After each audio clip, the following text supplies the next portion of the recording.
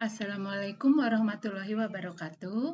Perkenalkan, saya Tita Susilawati akan menyampaikan presentasi tentang makalah pembelajaran KDIPS. Saya ditemani dengan teman saya, Ibu Stefani. Makalah yang akan saya sampaikan yang berjudul tentang keterampilan sosial. Keterampilan sosial adalah kemampuan berinteraksi dengan orang lain dengan cara-cara yang khusus, diterima secara sosial maupun nilai-nilai, dan di saat yang sama berguna bagi dirinya dan orang lain. Menurut Samsudin, keterampilan sosial adalah suatu kemampuan mumpuni yang tidak dapat dilakukan atau dalam tindakan setiap permasalahan dan sangat cepat memahami dan mampu menyelesaikan permasalahan itu sendiri. Keterampilan berkomunikasi baik secara lisan maupun tulisan, memahami dan menghargai, serta mampu bekerja sama dengan orang lain, dan beradaptasi dengan perkembangan masyarakat global. Keterampilan sosial juga dapat berupa keterampilan komunikasi, manajemen marah, solusi konflik, situasi berteman, dan menjadi bersama dengan tema kerja atau co-working.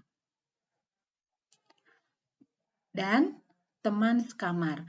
Menurut Prabowo dan Faridah Nurmaliah, keterampilan sosial meliputi keterampilan berkomunikasi dan bekerja sama. Kecakapan berkomunikasi meliputi kecakapan berkomunikasi secara lisan maupun tulisan. Adapun kecakapan berkomunikasi memiliki indikator antara lain kemampuan mendengar dengan empati, kemampuan menyampaikan gagasan dengan empati, kecakapan berkomunikasi dengan teknologi, kemampuan meyakinkan orang lain, dan keberanian mengemukakan pendapat. Terdapat beberapa strategi dalam mengajarkan keterampilan sosial kepada para siswa melalui pembelajaran. Di antaranya adalah 1. Strategi pembelajaran langsung. Pembelajaran langsung adalah salah satu model yang disusun khusus untuk menunjang proses belajar siswa yang berkaitan dengan pengetahuan deklaratif dan pengetahuan prosedural yang terstruktur dengan baik, yang dapat diajarkan dengan pola kegiatan bertahap. Pengetahuan deklaratif adalah mengetahui tentang suatu kasus atau masalah, biasanya berupa fakta-fakta, opini, kepercayaan, aturan-aturan, puisi, lirik lagu, teori-teori, atau yang lainnya. Yang kedua adalah strategi pembelajaran kooperatif. Sesuai dengan namanya, mode pembelajaran ini mengedepankan pencapaian tujuan pembelajaran melalui mekanisme kerjasama antar siswa. Pembelajaran seperti ini didasari konsep bahwa siswa akan lebih mudah memahami dan menemukan konsep jika mereka saling berdiskusi dengan teman-temannya. Yang ketiga adalah strategi pembelajaran berdasarkan masalah. Pembelajaran berdasarkan masalah merupakan pembelajaran di mana siswa mengerjakan permasalahan yang autentik dengan maksud untuk menyusun pengetahuan mereka sendiri, mengembangkan inquiry dan keterampilan berpikir tingkat tinggi, mengembangkan kemandirian dan percaya diri. Untuk menerapkan pembelajaran berbasis masalah, seorang guru perlu memilih bahan pembelajaran yang mengandung permasalahan yang dapat dipecahkan. Sumber permasalahan tersebut dapat berasal dari berbagai sumber, misalnya dari buku teks, dari koran, peristiwa-peristiwa yang terjadi di masyarakat sekitar, dan sebagainya. Yang keempat, strategi pembelajaran kontekstual. Konsep belajar yang membantu guru mengaitkan antara materi pembelajaran dengan situasi dunia nyata siswa dan menunjukkan antara pengetahuan yang dimilikinya dengan penerapan dalam kehidupan mereka sehari-hari. Model pembelajaran kontekstual dirasakan sangat penting karena satu, proses pembelajaran menjadi lebih bermakna dan real. Yang kedua, metode pembelajaran kontekstual menganut aliran konstruktivisme, yaitu seorang siswa dituntut untuk menemukan pengetahuannya sendiri. Yang ketiga, kontekstual merupakan pembelajaran yang aktivitas peserta didik secara fisik maupun mental.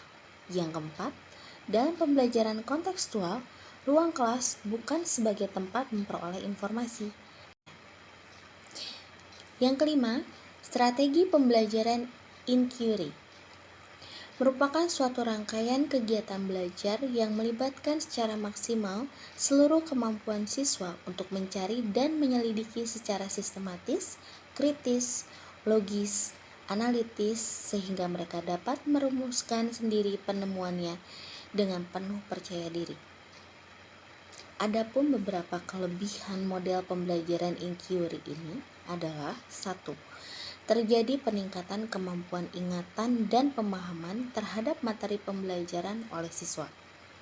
Yang kedua, meningkatkan keterampilan siswa dalam pemecahan masalah pada situasi baru dan berbeda yang mungkin mereka dapati pada saat-saat lain. Yang ketiga, membantu guru secara simultan meningkatkan motivasi belajar siswa. Yang keempat, siswa dalam model pembelajaran inquiry ini akan belajar bagaimana mengatur diri mereka sendiri untuk belajar.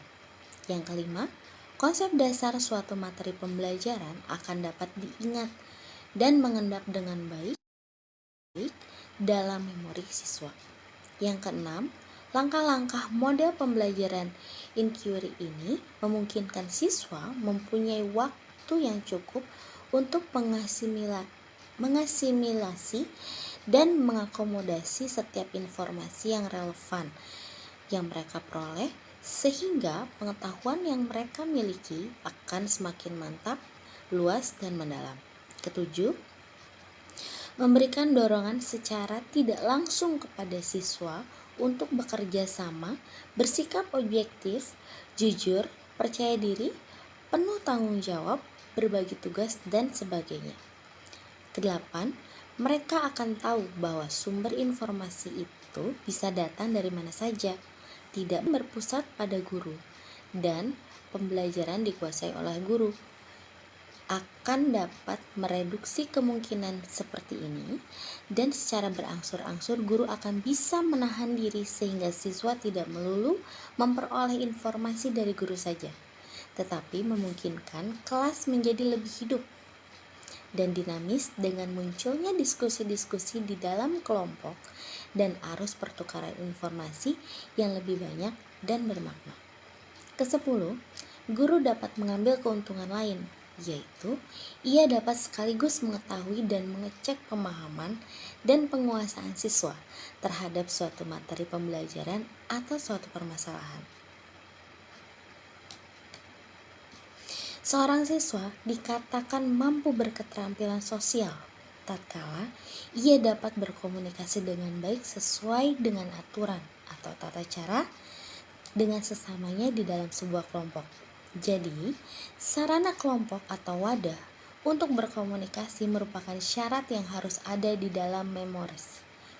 Keterampilan sosial siswa. Kelompok yang produktif adalah kelompok yang kaya dengan pencapaian tujuan kelompoknya dan kaya dengan pemberian sumbangan terhadap kebutuhan anggota-anggotanya.